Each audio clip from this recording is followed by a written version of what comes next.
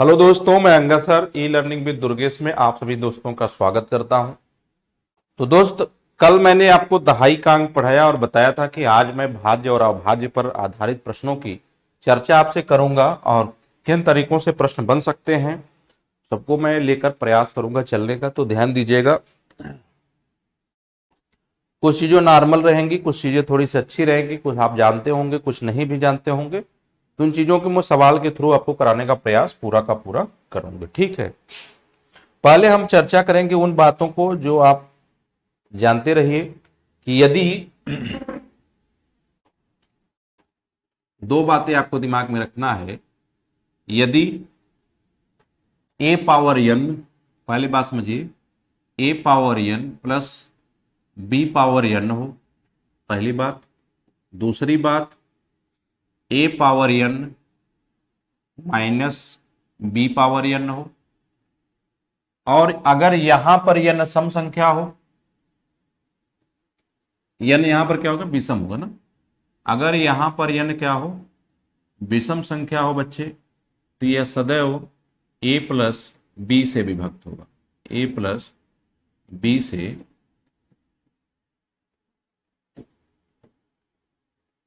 विभक्त होगा।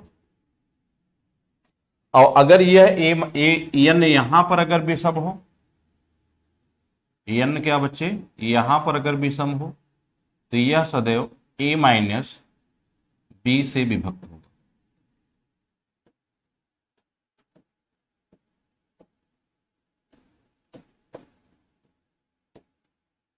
ठीक है, जैसे बात समझिए, यदि मैं यह कह दूं 17 का पावर 19 प्लस 22 का पावर 19, ये 23 भी होगा तो भी कोई दिक्कत नहीं होगा, उससे परेशान।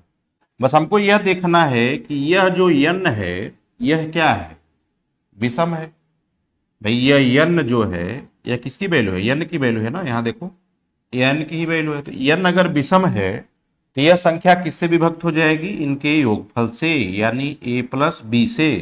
यानी 17 और प्लस 22, तो संख्या कितनी हो गई, 39। और यही सवाल का क्या हो जाएगा, ये बोलिए।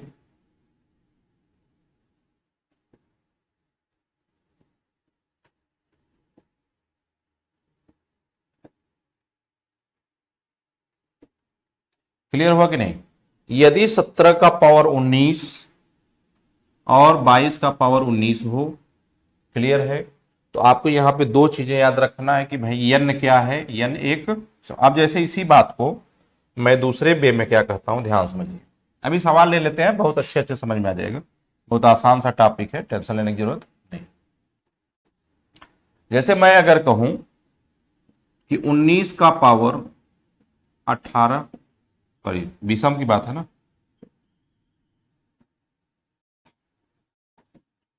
13 माइनस 17 का पावर भी 13 मान लेते हैं। आपको इससे विषम से मतलब नहीं, ये वाले ए बी से, आपको इससे मतलब है, ठीक है, इस कंडीशन से मतलब। तो आप बताइए, मैंने बताया कि जब a power n minus b power n हो, माइनस बी पावर एन हो, तो सदैव यह किससे विभक्त होगा, ए माइनस बी से विभक्त होगा। किससे विभक्त होगा, ए माइनस बी से विभक्त होगा। तो आप हमको जरा बताइए, क्या यह वाला 19 माइनस 17 से विभक्त होगा क्या, यानी ये संख्या किससे विभक्त होगी, 2 से। ये तो पहली बात रही और ये दूसरी बात रही। तो कुछ कंफ्यूजन हुआ, कोई कंफ्यूजन नहीं। प्लस वाला है यन विषम हो, अब कुछ लोग कहेंगे सर सम हो। अच्छा देखो, ये अगर सम भी होके क्या कर लेगा, ये जब सम भी होगा तो मान लो ए स्क्वायर प्लस बी स्क्वायर होगा, यही तो होगा, ए स्क्वायर प्लस बी स्क्वायर होगा। तो यहां से तो वही फॉलो निकलेगा नहीं। लेकिन अगर यह सम होगा तो बातें बनेंगी। तो तीसरी बात हम आपसे करेंगे, बताओ यहां तक समझ बात आ गई। थियरी के बाद सवाल करा देता हूं, अभी थियरी पहले जान लो, पहले पूरा आज थियरी खत्म, समाप्त करेंगे इसको। ठीक है, आज इसको समाप्त करने का प्रयास रहेगा। एक क्लास और संख्या पद्धति की जो बची उची होगी कल वाली क्लास में हो जाएगी, ठीक है। चलिए देखिए तीसरे नंबर का बात क्या है बच्चे, तीसरी नंबर वाली बात क्या है वो ध्यान देते हैं। तीसरे नंबर की बात है, यदि a power n minus b power n, अगर मान लो एन सम संख्या, एन क्या हो,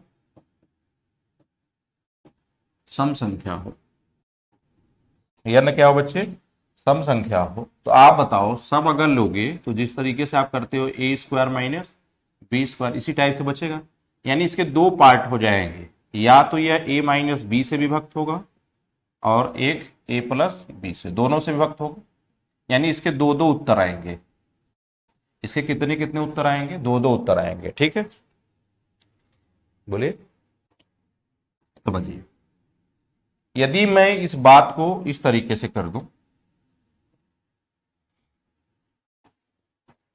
कि 14 का पावर 10 माइनस 12 का पावर 10 यह किन संख्याओं से विभक्त होगा, तो आप देखेंगे कि यहां कौन सी संख्या माइनस में है, सम है कि विषम है, तो आप कहेंगे सर सम संख्या है। तो सम संख्या का रूल क्या होता है, सम संख्या का रूल होता है, यह दो बातों पे डिपेंड करता है। एक तो यह 14 माइनस 12 से कटेगा और दूसरा यह 14 प्लस 12 से कट जाएगा। यानी एक तो यहां से आ गया 2 और एक यहां से आ गया 26, तो 2 और 26 इसके दो क्या होंगे, गुणनखंड। तो आपको बस यह देखना है, अब तीनों कंडीशन मैं एक जगह लिखता हूं जिससे आप लोग कंफ्यूजन न रहे, तीनों क्राइटेरिया पता चल गई। पहला a power n plus b power n a plus b से विभक्त होगा, ए प्लस बी से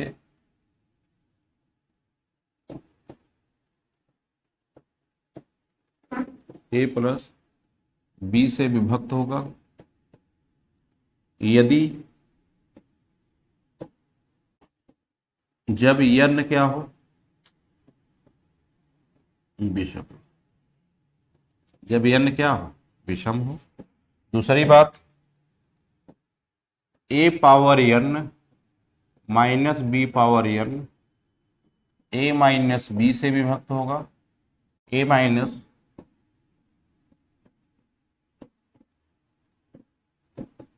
बी से विभक्त होगा n जब n विषम हो,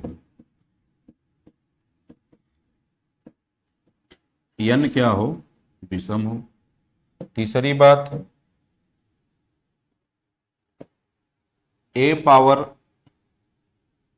n minus b power n a minus b और ए प्लस बी से विभक्त होगा,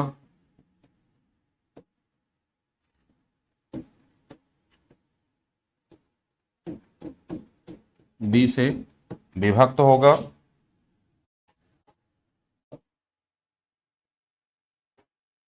जब n क्या हो, सम।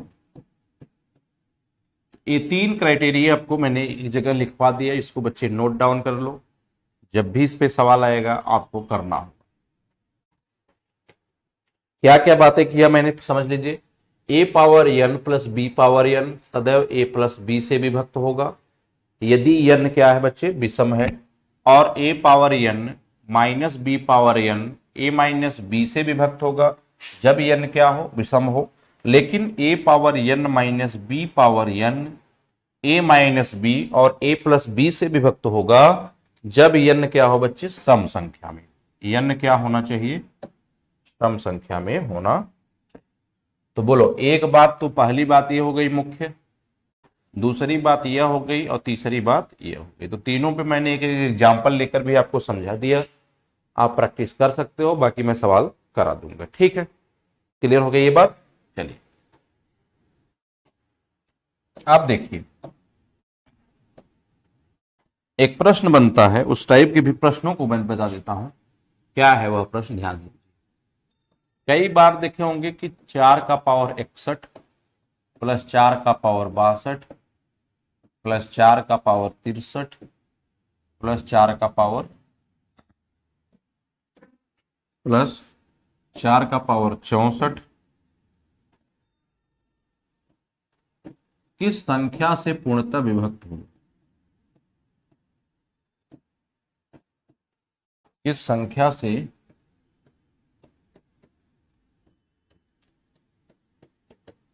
पूर्णतः विभक्त होगा? अब बताओ ऐसे सवाल, वहां तो दो संख्याएं थी, वहां पता चलता था कि सम और विषम हो जाए, वहां क्या चलता था, सम और विषम हो जाए, तो आप कैसे करोगे, यहां कैसे करोगे, तो यहां पर भी दिमाग में रखना।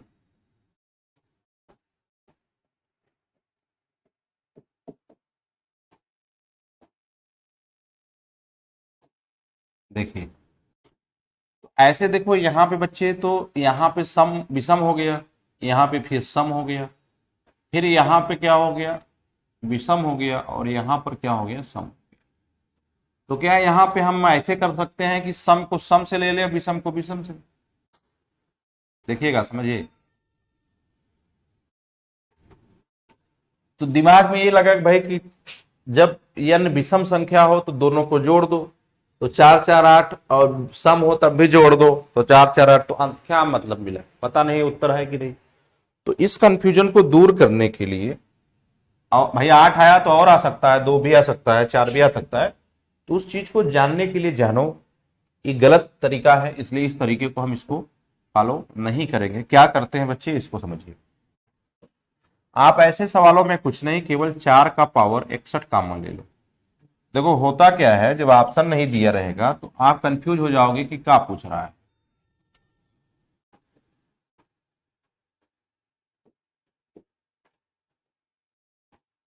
ठीक है, देखो, तो 4 का पावर जब आप 61 कॉमन लेते हो तो यहां तो 1 बचेगा भाई, इसकी जगह 1 बचेगा, इसकी जगह 4 का पावर 1, इसकी जगह 4 का पावर 2, और इसकी जगह 4 का पावर 3।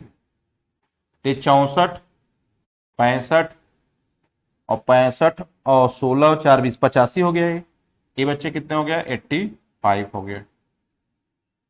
और यहां 4 के पावर या 61 में आप यूनिट डिजिट देख लो, तो आप जानते हो कि मैंने बताया था कि अगर 4 का पावर कभी भी विषम संख्या है, 4 का पावर कभी भी क्या है, विषम संख्या है, तो उत्तर 4 आता है, मतलब यूनिट ही। और अगर 4 का पावर कभी सम संख्या है तो यूनिट डिजिट कितनी आती है, 6 आती है। तो आप बताओ 4 का पावर विषम है 61, तो यहां 4 आएगा, कितना आएगा, 4 आएगा। तो जब आप इसको करोगे तो 5 चौक 20, 8 चौक 32, 2 40। अब कई बार सवाल में यह 10 का नियम 10 से कटता हुआ दिखेगा आपको, ऑप्शन और नहीं रहेंगे, 10 ही कटेगा। कई बार इस 17 से भी दिया गया है, किसी किसी ऑप्शन में 17 दे दिया। तो अब बताओ वह तरीका गलत हो जाएगा कि नहीं। तो इस तरीके के जो सवाल आते हैं बच्चे, ऐसे 3 का पावर 31, 3 का पावर 32, 3 का पावर 33, तो आपको कैसे सवालों पे हल करना है, समझ बात आई। तो बहुत ही फेमस सवाल है, हालांकि एक बार 17 से ऑप्शन से दिया है तो यहाँ पर 17 माना गया, और कहीं कहीं ऑप्शन 10 भी दिया गया तो 10 से भी माना गया। ठीक है, क्योंकि 340 जिन संख्याओं से कटेगा वह उसमें एक ऑप्शन दिया रहेगा, बाकी 3 ऑप्शन नहीं रहेंगे उसमें। ठीक है, बाकी 3 ऑप्शन नहीं रहेंगे और एक ऑप्शन ही दिया रहेगा। तो जो सवाल दिया गया वो ये सवाल दिया गया कि 4 का पावर 61, 4 का पावर 62, 4 का पावर 63 और 4 का पावर 64 किस संख्या से पूर्णतः विभाजित होगा। तो ऑप्शन था 9, 7, 13 और 17, ये 4 ऑप्शन थे। आपको क्या मानना था, ये जरूरी नहीं बच्चे ये ऑप्शन होंगे, मैं एक आइडिया बता रहा हूं, लेकिन ये तीनों जो ऑप्शन थे न कटते हुए नजर आ रही थी, एक ही कटता हुआ था, तो इसलिए इसको दिमाग में रखना। ठीक है, चलिए। तो अगर ऐसे भी प्रश्न आते हैं तो परेशान होने की जरूरत नहीं है। अब हम समझेंगे भाज्य, भाजक, भागफल, जिस पे हम थोड़ा सा चर्चा और आपसे करेंगे, और उस पर प्रश्न भी, अभी सभी प्रश्नों को एक साथ लेकर मैं कराने का भी प्रयास करूंगा। ठीक है, जैसे भाज्य, भाजक, भागफल की बात आती है तो देखो क्या है, यह एक भाग होता है बच्चे, जानते ही आप लोग ऐसे। ठीक है, मान लो आप 10 में किसी संख्या का भाग देते हैं, कोई संख्या मान लो एक्स वाई जेड यानी 8 है मान लेते हैं। ठीक है, 8 का 8 करते हो, ध्यान से देखना अभी बातों को समझना, और घटाने पर कितना आता है 2। आप क्या कहते हो कि इनका मल्टीपल करने पर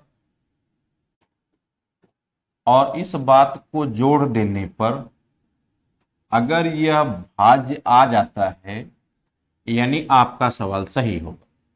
तो अब क्या करते हैं कि 8 का 8 और 2 10, यानी सही बात है, 10 आ गया, यानी भाग आपने सही दिया। तो अब यहां से आपको दो चीजों की जानकारी मिलेगी। इसको आप क्या कहते हो, भाजक, जो जिसको काट डिवीजर, क्या कहते हैं, डिवीजर, भाजक। जिसमें आप भाग देते हो ये क्या कहलाता है, भाज्य, डिवाइडेड। जिसमें आप ए वाला जाता है भागफल कहते हैं, इसको क्या कहते हैं, भागफल,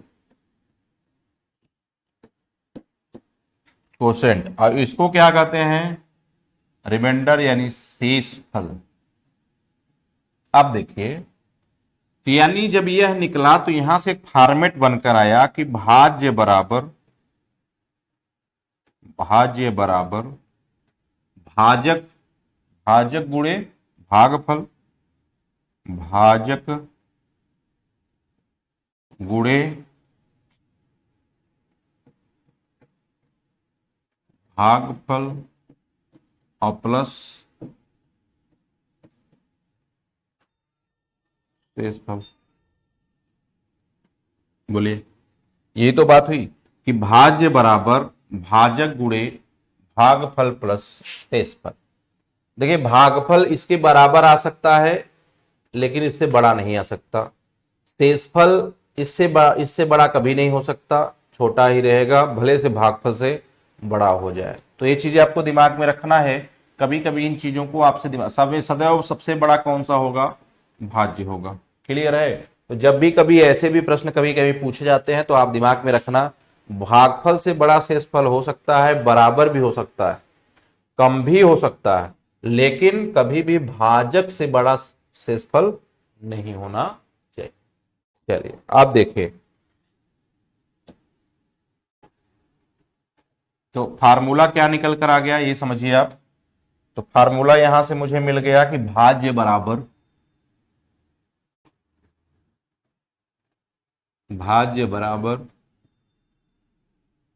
भाजक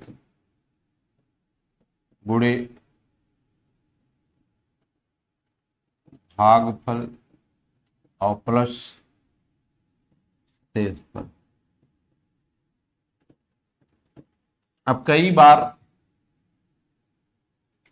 बार यहां से भाजक का भी फार्मूला आपसे पूछ दिया जाता है।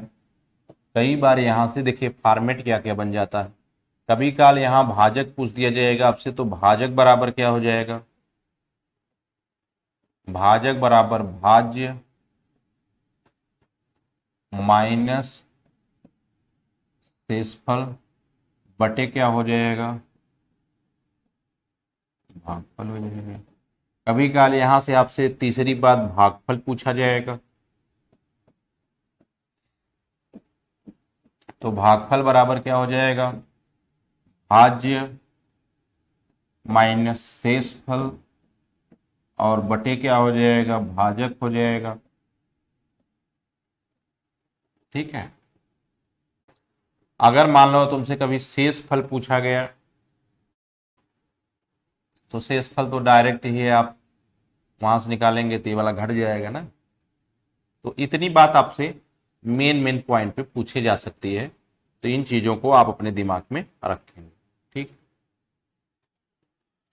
तो कभी कभी तो डायरेक्ट भागफल दे दिया जाता है, कभी कभी डायरेक्ट भाजक। जैसे मैंने एक प्रश्न लिया, मान लो भाजक मैंने 5 ले लिया, मैंने 8 ले लिया चलो, और भागफल मैंने 5 ले लिया और प्लस फिर शेषफल 4 ले लिया। ठीक है, तो 5 अट्ठे 40, 4 44, यानी भाजक कितना होगा, तो आप कहेंगे 44 होगा। देख लो 44 में जब 8 से भाग दोगे आप, 8 बचे 40, 4 बचेगा, तो 4 हो गया शेषफल, 5 हो गया आपका भागफल, और 8 हो गया कौन सा भाजक, 44 आ गया ना। तो इस तरीके से बात आप समझ पाए होंगे। चाहे जिसमें रख सकते हैं, जैसे आप भाजक मान लो यहां से निकाल रहे हो, भाजक आपको पता है तो भाजक यहां रख सकते हो। भाजक कितना माने थे, 8, 8 बराबर भाज्य का पता नहीं था, क्वेश्चन मार्क, माइनस शेषफल आप माने थे कितना, 4, और बटे भागफल कितना माने आप, 5। तो 5 अट्ठे 40, और ये माइनस में ध्यान के क्या हो जाएगा, 44। तो क्वेश्चन मार्क का मान, तो किसी भी इक्वेशन में आप रख के बातों को निकाल सकते हो। बोलो, तो ये फॉर्मेट हो गया, भाज्य बराबर भाजक गुणे, भाज्य बराबर भाजक गुणे भागफल प्लस शेषफल, भाजक बराबर भाज्य माइनस शेषफल बटे भागफल, भागफल बराबर भाज्य माइनस शेषफल बटे भाजक। ठीक, आप जैसे कहा जाता है किसी संख्या को आप 14 से भाग देते हैं तो शेषफल कुछ बचता है, मैं मान लेता हूं 10 बचता है। ठीक है, यदि उसी संख्या में 7 से भाग दिया जाए तो शेषफल क्या होगा, ध्यान समझिए। अभी मैं प्रश्नों को लेकर आपको समझाता हूं। जैसे मान लीजिए किसी संख्या को, मान लो वह संख्या n है, क्या है, n है। ठीक है, अगर इसी संख्या को मुझे 7 से भाग देना है और शेषफल 3 बच रहा है, तो शेषफल क्या बच रहा है, 3 बच रहा है। तो दो बातें हैं भाई, देखिए, यदि कोई संख्या n है, इसको हम 7 से भाग दे रहे हैं, किससे भाग दे रहे हैं, 7 से भाग दे रहे हैं, और यहां पर कुछ आने पे बाद रिमाइंडर 3 बच रहा है। ठीक है, यही तो बात कर रहा है। यानी जो जिससे आप भाग दिए हो वह चीज यहां नहीं पता है, उसको मैं मान लेता हूं x। क्या मान लेता हूं, x। समझिएगा, थोड़ी सी छोटी सी बात है, बहुत कठिनाई वाली बात नहीं है। आपने अभी पढ़ा कि भाज्य बराबर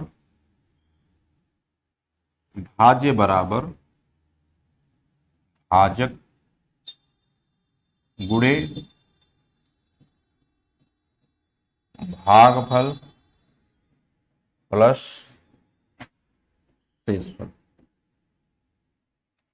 तो जब आप यहां से दिमाग में रखे होंगे तो यह तो n हो गया, यानी n बराबर भाजक यानी 7, भागफल यानी x, प्लस शेषफल यानी 3। ठीक है, तो n की वैल्यू आपके पास निकल कर आ गई क्या, 7x+3, 7x+3, यही तो आई। अब कह दे कि अगर इसी संख्या को, यदि इसी संख्या को 7 से भाग दिया जाए, जो संख्या है इसी संख्या को जब हम 7 से भाग देंगे, यानी नंबर क्या है, n/7, 7 से भाग दें तो शेषफल क्या हो। तो आप हमको बताओ, इसी संख्या को आपने प्राप्त किया 7x+3 और भागे 7, तो 7 से 7 में भाग जा रहा है, यहां तो रिमाइंडर बचा 0, यानी उत्तर कितना आ गया, 3 के। यहां से कटने से मतलब है, अगर यहां कटा तो आगे भी कटेगा। नहीं समझ में आई तो एक सवाल और लेकर इस पे समझाता हूं आप। यदि किसी संख्या को आप 14 से भाग देते हो, किससे भाग देते हो, किसी संख्या को आप 14 से भाग देते हो, तो शेषफल 5 बचता है या 8 बचता है, कितना बचता है, 8 बचता है। यदि उसी संख्या को, जो संख्या प्राप्त किए हैं n, यदि उसी संख्या को 7 से भाग दे, यदि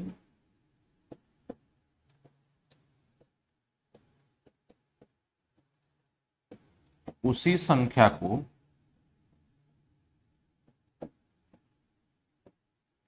7 से भाग दें,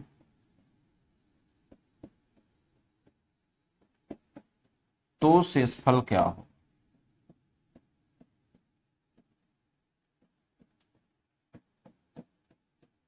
तो शेषफल। समझिए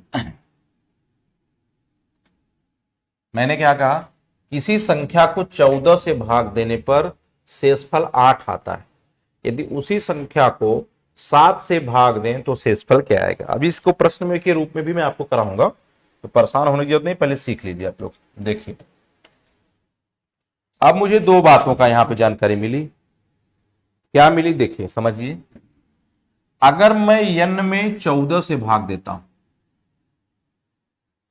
n में मैं किससे भाग देता हूं, 14 से, और यहां से रिमाइंडर मुझे क्या मिलता है जरा बताएं तो, 8 मिलता है।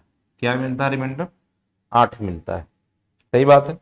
तो यानी भागफल कितना गया होगा, तो आप कहेंगे सर भागफल तो यक्स गया होगा। क्लियर, भागफल क्या गया होगा, यक्स गया होगा। अब n की वैल्यू निकालने के लिए इसका मल्टीपल और प्लस इसमें जोड़। आप क्या करते हो कि n बराबर निकाल लेते हो 14x प्लस 8। एक बात हो गई है। कहा लेकिन उसी संख्या को यदि किससे भाग दिया जाए, 7 से, तो जब इसे n/7 करोगे, 7 से भाग दोगे, यानी इसके मान में तो हमें 7 से भाग देना पड़ेगा। तो 14x प्लस 8 बटे कितना, 7। तो जब यहां से भाग दोगे तो बच्चा है तो शून्य शेषफल बचेगा, और यहां से भाग दोगे तो 1 बच जाएगा। तो आप लोग देखे होंगे कि ऐसे प्रश्नों में आप देखते कुछ नहीं देखते हैं, बस यहां 7 से भाग दे देते हैं। तो जो लोग नहीं देखते हैं उनके लिए एक बात मैं बताता हूं, और जो लोग देखते होंगे भाई वो तो ठीक है।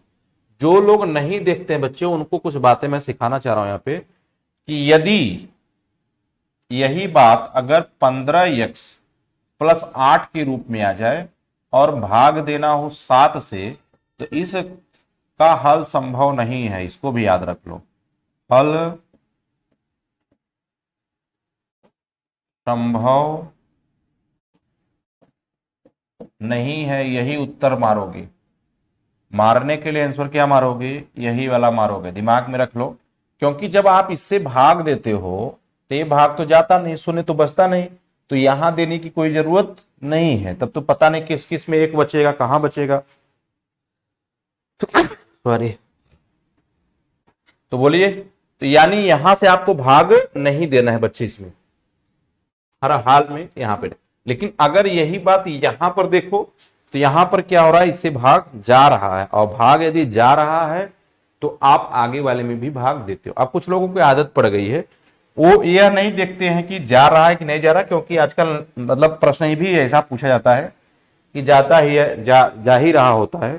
तो आप क्या करते हो, बस लास्ट के अंक को देखते हो, कितना बचा 8, कितने से देना है 7, तो उत्तर क्या करते हो, 1 मार लेते हो। इधर क्या है ये आपको पता नहीं। ठीक है, क्यों, क्योंकि वो सवाल भी इसी तरीके से बना रहे हैं कि भाई आपको डायरेक्ट यही वाला मिले और यही वाला आप कर ले, क्योंकि इस फॉर्मेट पे दो तरीके हो गए। तो आप दोनों तरीकों को मैं एक जगह लिख देता हूं। देखिए, अगर n बराबर 15x प्लस 8 भागित 7 हो, यानी n/7 पूछा हो, यहां भाग नहीं जाता, तो ऐसे सवाल में आप बच्चे लिखेंगे हल संभव नहीं है, हल संभव नहीं है। ठीक है। अगर इसी बात को मैं इस बात से करूं कि n/7, यानी अगर यह बात 14x प्लस 8 भागे 7 आई हो, तो यहां पर यहां भाग जाता हुआ नजर आता है, तो यहां भी भाग हम दे देते हैं, तो रिमाइंडर कितना आ जाता है, 1 आ जाता है। शेषफल कितना आ जाता है, 1 आ जाता है, क्योंकि 7। अब इन दोनों बातों को एक जगह मैंने नोट डाउन कर दिया, जिससे आप लोग कंफ्यूज में न रहे। कभी भी जो है, कभी भी जो है इस टाइप के प्रश्न, कभी भी इस टाइप के प्रश्न क्या हो सकते हैं, पूछे जा सकते हैं। तो इसलिए कंफ्यूजन में न रहें। पहली विधि ये जो आप जानते रहिए, इसी पे प्रश्न आते हैं, इस पे नहीं आता है। लेकिन इस बार जान लीजिए कि अगर कभी ऐसा भी सवाल भविष्य में मिल गया तो कोई हल नहीं ही मारेंगे। बोलिए, कोई दिक्कत है? चलिए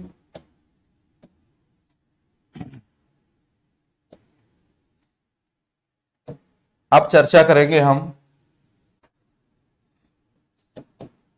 देखिए चर्चा अभी मैं करता चल रहा हूं तो आप इसको अभी समझिए। अभी सवाल इस पे हम कराएंगे कल वाली क्लास में। तो आज वाली क्लास का थोड़ा सा ये रहेगा कि मैं पूरा थ्योरी आज समाप्त कर देना चाह रहा हूं, जिससे कल मुझे क्या करना पड़े, सब पे सवाल आज भी मैं सवाल कराने का प्रयास करूंगा कुछ पे। ठीक है, चलिए देखें। कुछ बातें समांतर श्रेणी पर आधारित भी आती हैं, तो उसको भी दिमाग में रखिए। बाकी आगे गुणोत्तर श्रेणी हम अलजेब्रा में पढ़ाएंगे। समांतर श्रेणी,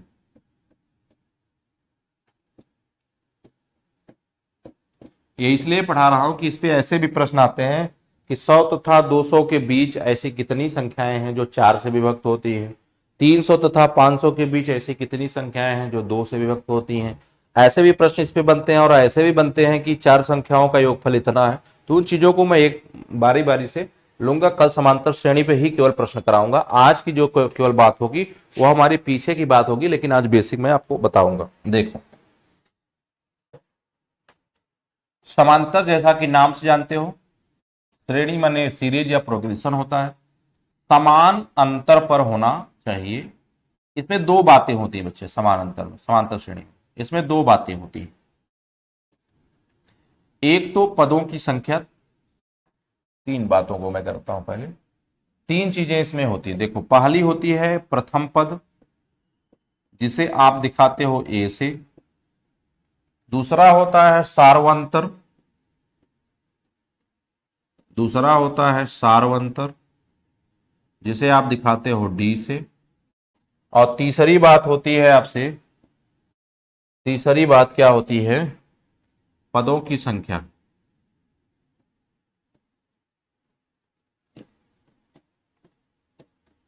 पदों की संख्या, जिसे आप दर्शाते हो यन से। आप देखिए,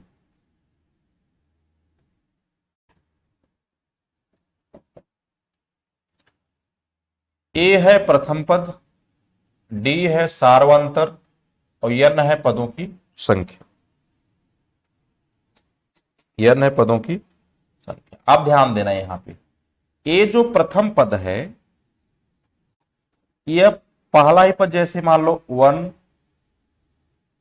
एक कामा दे देता हूं, पहले कामा से समझाता हूं, कामा 2, कामा 3, 4, 5, 6, इस टाइप से जो अंतिम होगा वो पदों की संख्या होगी। आप ध्यान देना।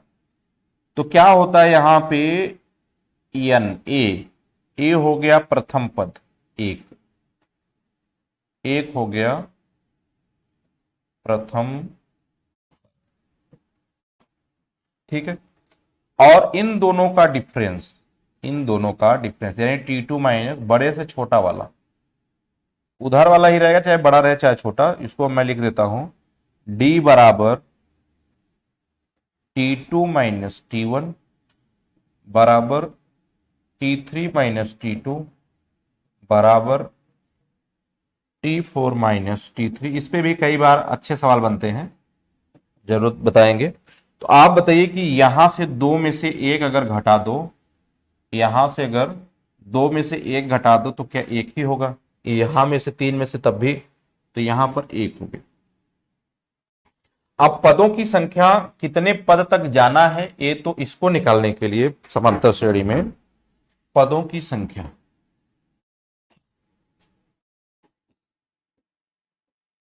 पदों की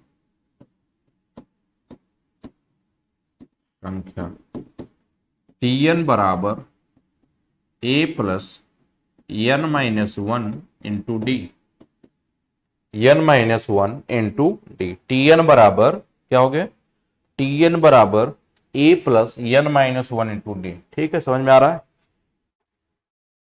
चलिए अब देखिए क्या है, अगर पदों की संख्या निकल गई, अगर मुझे पदों का योगफल निकालना हो, तो n by two a plus n minus 1 into d निकाल देंगे। अगर मुझे पदों की संख्या निकालनी हुई तो यस एन बराबर n/2 2a plus n minus 1 into d निकाल लेंगे। क्लियर हो गई। तो अब बताओ योगफल अगर निकालने की बात करें, योगफल निकालने की बात करें तो यह, और पदों की संख्या निकालने की बात करें तो यह। अब इधर का थोड़ा मैं मिटाता हूं समझाने के लिए, वो बातें ये वाली आप इसको थोड़ा सा समझेंगे कि इस तरीके से हम इसको समझ पा रहे हैं। ठीक है, देखिए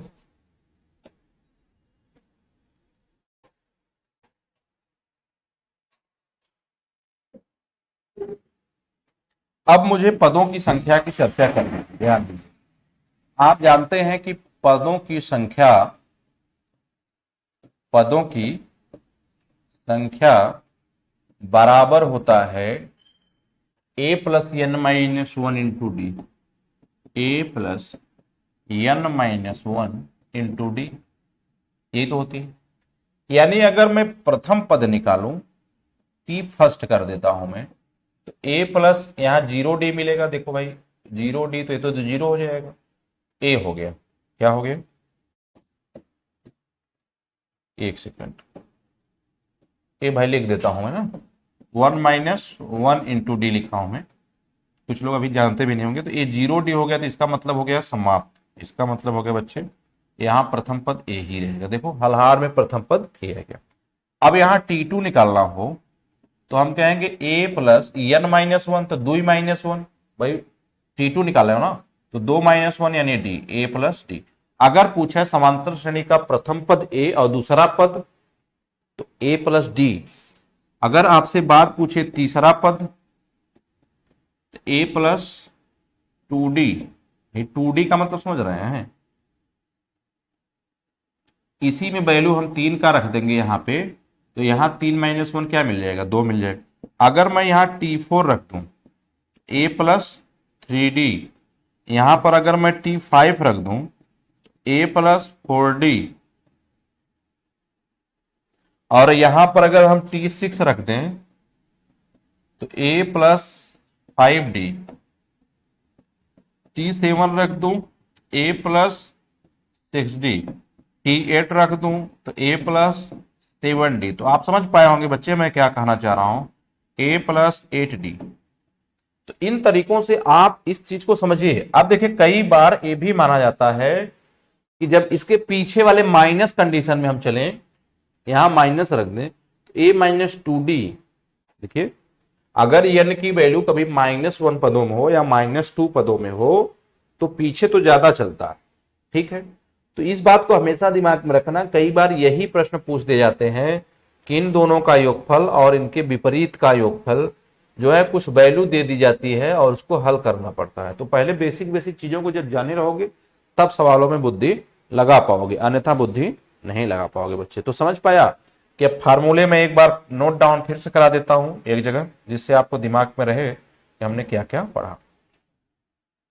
तो समांतर श्रेणी में हमने पढ़ा कि प्रथम पद को ए कहते हैं,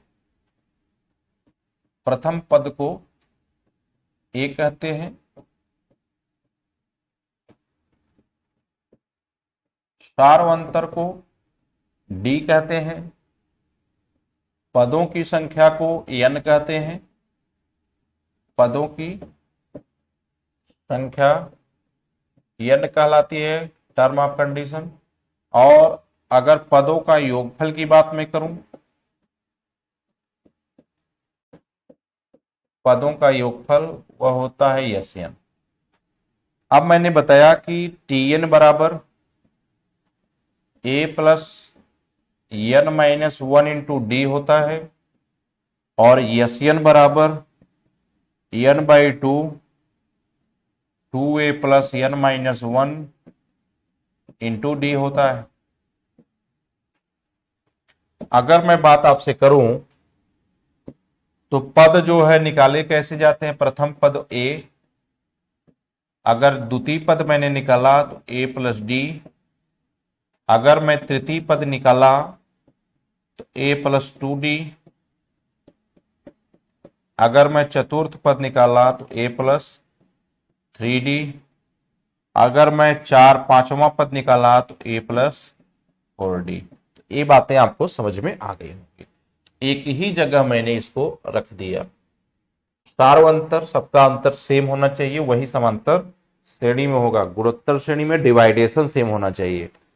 तो आप बताओ क्या यहां पर बातें समझ में आई कि जब आपको योगफल निकालना होगा तो क्या करोगे? जब आपको पदों की संख्या, अच्छा पदों की संख्या जो मैंने बताया था कि प्रथम पद प्लस अंतिम पद बटे सार्वांतर और प्लस एक भी कर दोगे तब भी निकलेगा। ये मैं पहली ही क्लास में आपको इन चीजों को बता चुका हूं, टीएन वाले को, कि आपको पदों की संख्या वहां से निकल जाएगी कि प्रथम पद, जैसे मैं एक बात चर्चा कर लेता हूं आपसे, कुछ दोहरा भी जाएगा आप लोगों का, चीजें आपको याद नहीं होंगी। जैसे 1+2, मान लीजिए यहां तक मैंने ले लिया 10 पद, तो मुझे तो यहां तो पता है 10 पद होता है, लेकिन ये कैसे पता चलेगा? तो उसके लिए मैंने बताया था प्रथम पद प्लस अंतिम पद बटे इन दोनों का सार्वांतर। प्रथम पद माइनस अंतिम पद ना, कैसे गड़बड़? प्रथम पद माइनस अंतिम पद, अंतिम पद माइनस प्रथम पद लिख देता हूं क्योंकि माइनस में आ जाएगा ना। अंतिम पद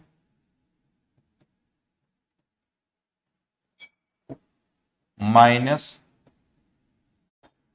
प्रथम पद बटे सार्वंतर और प्लस एक। यह भी पदों की संख्या निकालने का ही फार्मूला होता है।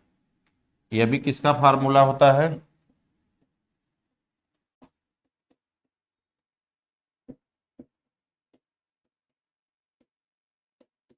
पदों की संख्या। अयोगफल तो आप जानते हो, वर्गों के लिए वहां अलग था और एक के लिए n+1 था, क्यूब था तो n+1/2 का होल क्यूब था। तो चीजें है, लेकिन आप यहाँ पदों की संख्या इससे भी निकाल सकते हैं और पदों की संख्या इससे भी निकाल सकते हैं। जैसे यहां पर एक अंतिम पद और प्रथम पद का जो संबंध होता है योगफल का, वह क्या होता है? ESN बराबर प्रथम पद प्लस अंतिम पद बटे 2। प्रथम पद प्लस अंतिम, जब थोड़ा सा अंदर जाओगे तो आप देखोगे कि कहीं कहीं अंतिम पद ही यन को फॉलो करता है और कहीं कहीं यन जो है अंतिम पद को फॉलो करता है। ठीक है, ये सब चीजें दिमाग में आपको रखनी है। जो जो जरूरत की है वो मैं बता रहा हूं। जब सवाल इस पे कराऊंगा तो आपको बहुत मजा आएगा, क्योंकि समांतर श्रेणी जो आप लोग पढ़े नहीं होंगे तो इसका नाम ही है समांतर श्रेणी। बोलिए, कोई यहां तक प्रॉब्लम है? किसी भी बच्चे को कुछ भी प्रॉब्लम हो तो बताएं, क्योंकि यहां से जो जानकारी हमको मिली, जो भी यहां से हमको जानकारी मिली, वो हमारा पता चला कि प्रथम पद हो गया, सार्वंतर हो गया, पदों की संख्या हो गई, पदों का योगफल हो गया, पदों का फार्मूला हो गया, पदों के योगफल का फार्मूला हो गया। प्रथम पद क्या होता है? ए होता है। द्वितीय पद क्या होता है? A+D होता है। तृतीय पद क्या होता है? A+2D होता है। A+3D होता है। A+4D। ठीक है, ये आज की क्लास जो है, इतनी चीजें मैंने नॉर्मल तरीके से आपको बताया। अब इससे हम जो है कुछ सवालों को करने का प्रयास कर रहे हैं, तो तैयार रहिए। थोड़ा सा मैं स्पीड से कुछ प्रश्न आपको लिखता चलूंगा और करता भी चलूंगा। ठीक है, चलिए।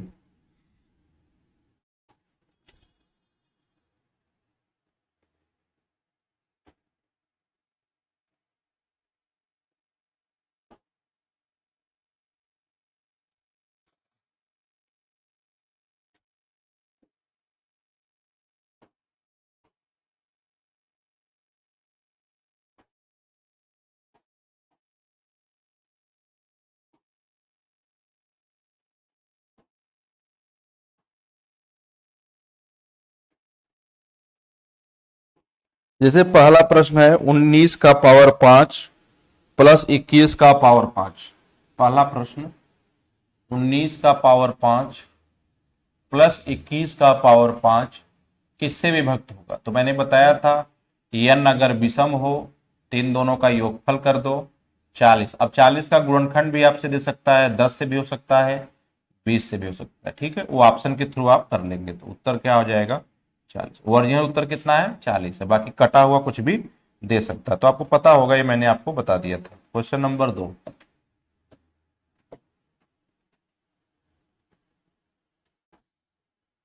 23 का पावर 19,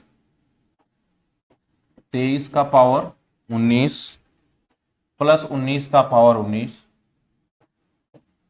तथा 23 का पावर 23, 23 का पावर 23 प्लस 19 का पावर 23। ये आए हुए प्रश्न बच्चे वही करा रहा हूं। 23 का एक सार्वगुणनखंड होगा, का एक सार्वगुणनखंड। सार्वगुणनखंड मतलब समझते हो, इसमें भी हो इसमें भी हो। तो बताओ, ये विषम है दोनों संख्याएं, तो ये जुड़ जाएंगी। तो 9 3 12, 2 1 3 1 4, और ये भी जुड़ जाएंगी क्योंकि विषम है। तो 42। तो सार्वगुणनखंड कितना हो गया? 42 हो गया। समझ पा गए? तो ऐसे आप सवाल इसको कर लोगे। ये मैंने तीनों बातें आपको बता रखी हैं पहले से ही। जब भी ऐसे सवाल आए आप कर सकते हो। अगला सवाल देखो, क्वेश्चन नंबर 3।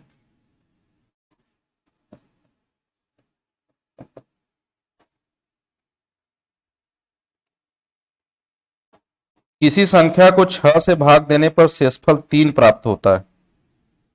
किसी संख्या को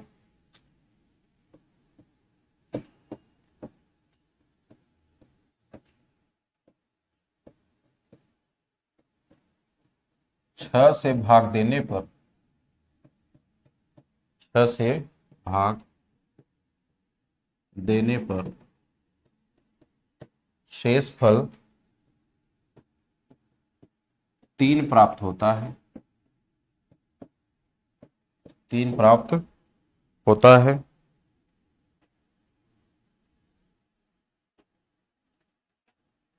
उसी संख्या के वर्ग को, उसी संख्या के वर्ग को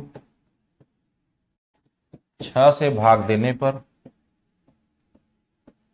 6 से भाग देने पर शेषफल प्राप्त होगा। तो कुछ करने की जरूरत है नहीं, केवल आप क्या करो, 6 से भाग देने पर शेषफल, तो वर्ग में भी शेषफल कितना प्राप्त होगा? 3 ही प्राप्त होगा। देखो, आप किसी संख्या n को 6 से भाग देते हो तो रिमाइंडर क्या बचता है? 3। यानी वास्तव में अगर एक छोटी सी संख्या मानो, तो इसको जोड़कर भी देख सकते हो कि ये कौन सी संख्या रही होगी कि जिसमें भाग देने पे, तो मैं इसके नजदीक की संख्या 9 मानता हूं। अब 9 का स्क्वायर आप 6 से भाग दोगे तो 36 बटे, अरे 9 9 81, 9 9 81 बटे 6, तब भी कितना आ जाएगा? देखो, 6 का 6, 6 18, 3 21, तो कितना आ जाएगा? 3। तो आप चाहे मान के कर लो, लेकिन अब जानते रहो कि वर्ग हो क्यूब हो, अगर सेम संख्या से भाग देते हो तो वही रिमाइंडर रहेगा। 6 से भाग दिए थे तो 3 आया था, अब उसके वर्ग को अगर फिर 6 से भाग देते हो तो सवाल में कोई परिवर्तन नहीं होगा, चाहे क्यूब हो चाहे जो हो, ठीक है, चाहे पावर 4 हो, वो संख्या वही रहेगी। तो ये भी सवाल अच्छा था, तो समझा दिया आपको, समझ लीजिए।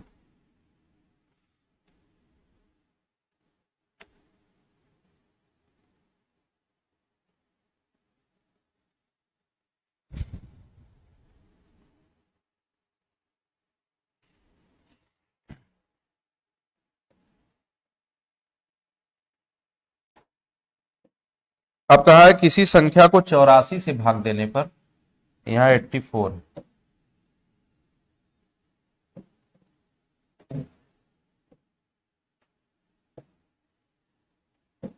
किसे 84 से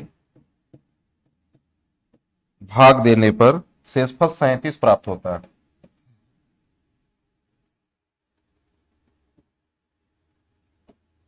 शेषफल 37, शेषफल 37 प्राप्त होता है।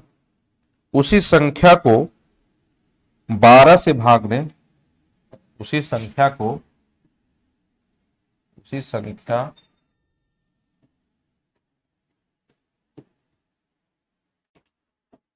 उसी संख्या को 12 से भाग दें तो शेषफल। अब देखिए आप क्या करते हैं, बस इस 12 को देखते हैं, यहाँ कट रहा है, ठीक है कट रहा है, तो आप इससे भाग दीजिए, 12 यही 36, तो शेषफल कितना बच गया, 1 बच गया। बस वही बात जो मैंने बताया था कि 84x प्लस 37 आएगा, बटे कितना करना है 12 से, तो जब आप इसमें भाग दे रहे हो तो यहाँ तो 0 आ रहा है, तो 12 यही 36, 12 यही 36, तो रिमाइंडर कितना,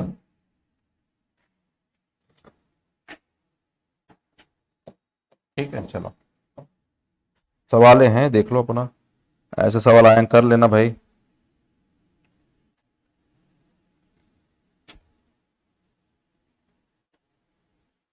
ये बहुत अच्छा सवाल आया है, इसको करा देता हूं।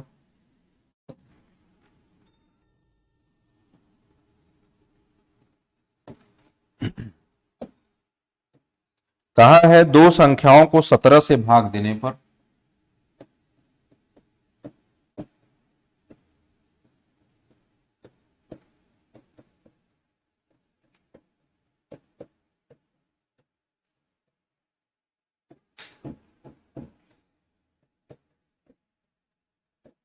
दो संख्याओं को 17 से भाग देने पर शेषफल क्रमशः 11, शेषफल क्रमशः 11 और 13 प्राप्त होता है, और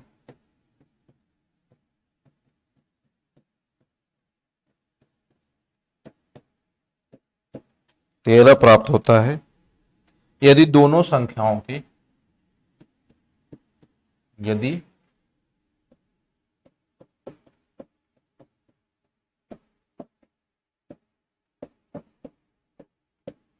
दोनों संख्याओं के योग को 17 से भाग दिया जाए, योग को 17 से भाग दिया जाए,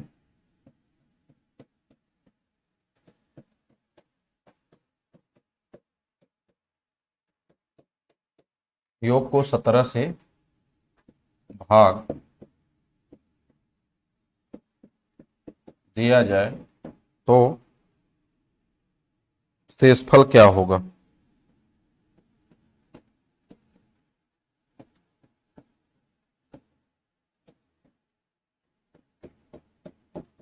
योग को इससे भाग दिया जाए, ठीक है, तो शेषफल क्या होगा। अब देखिए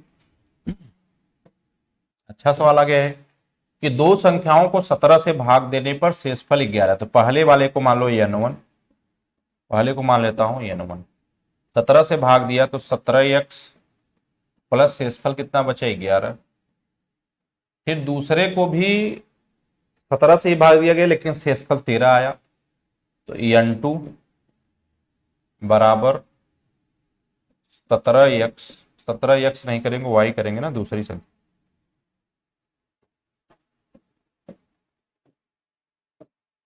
इधर कैसे चलाया भाई, 17y प्लस कितना बच रहा है 13, ये तो है।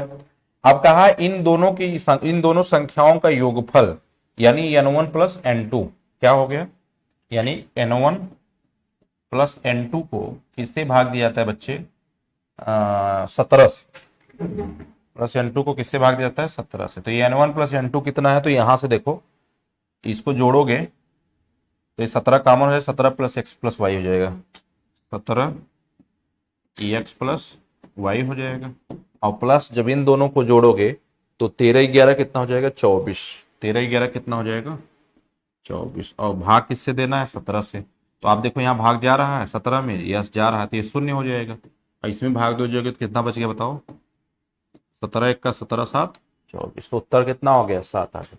तो देखो ये सब चीजें आपको दिमाग में रखना, ऐसे भी प्रश्न कई बार परीक्षाओं में बन जाते हैं तो आदमी बहुत परेशान हो जाता है कि ये इस टाइप के प्रश्न पूछे गए, किस टाइप के प्रश्न बने हैं। ठीक है, उम्मीद करता हूं बच्चे ये बातें आपको समझ में आ गई होंगी, नहीं आई होंगी तो एक बार फिर से जरूर देख लेना।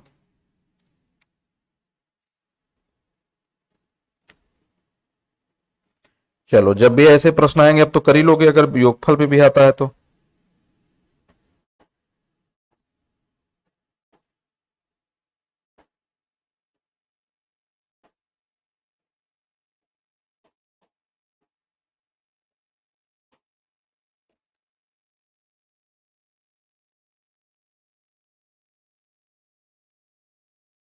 भाजक भागफल का 25 गुना है, अगला प्रश्न।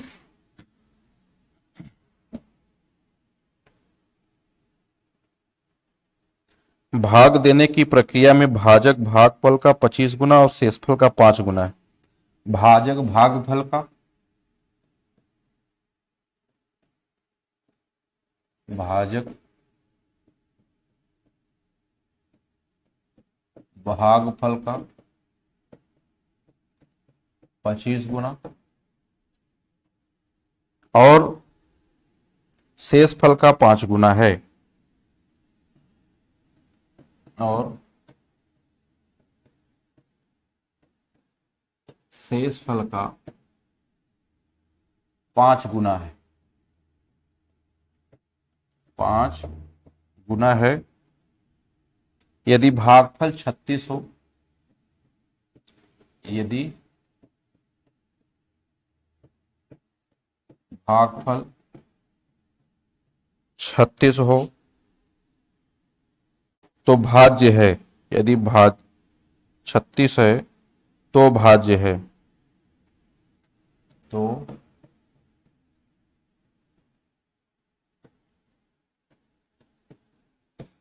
भाज्य है।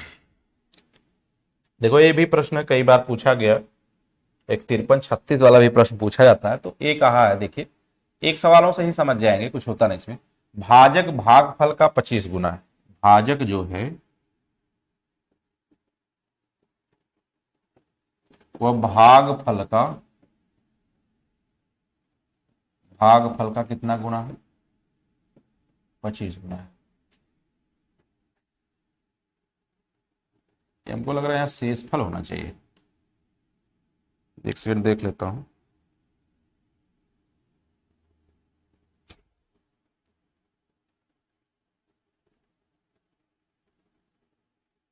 ये भजन फल 36 होना चाहिए ना, शेषफल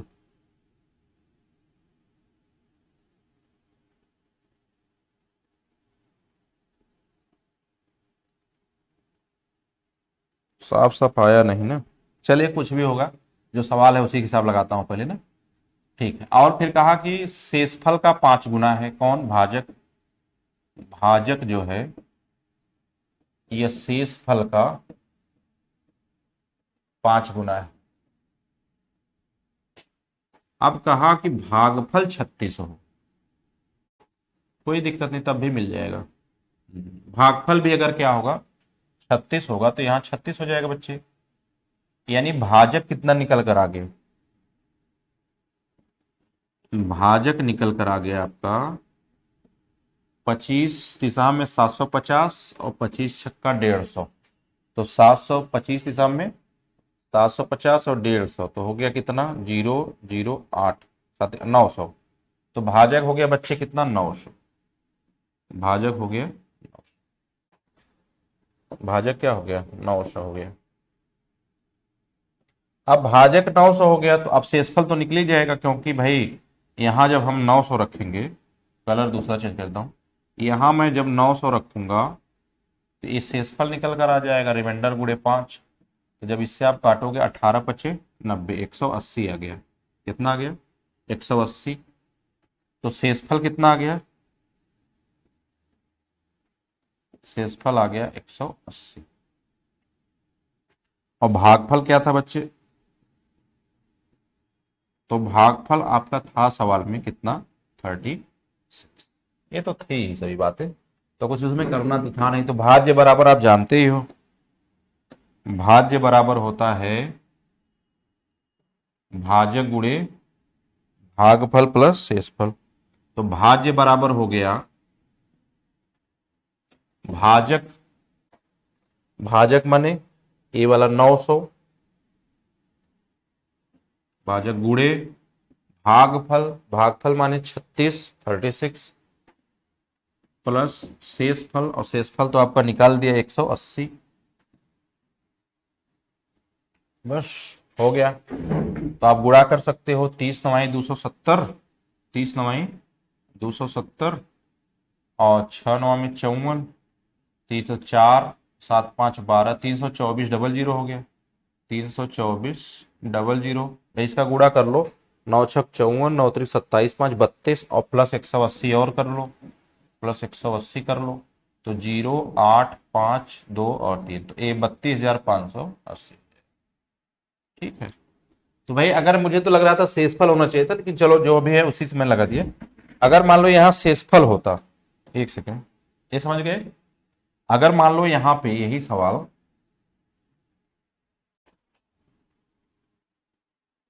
अगर यही सवाल यहां पर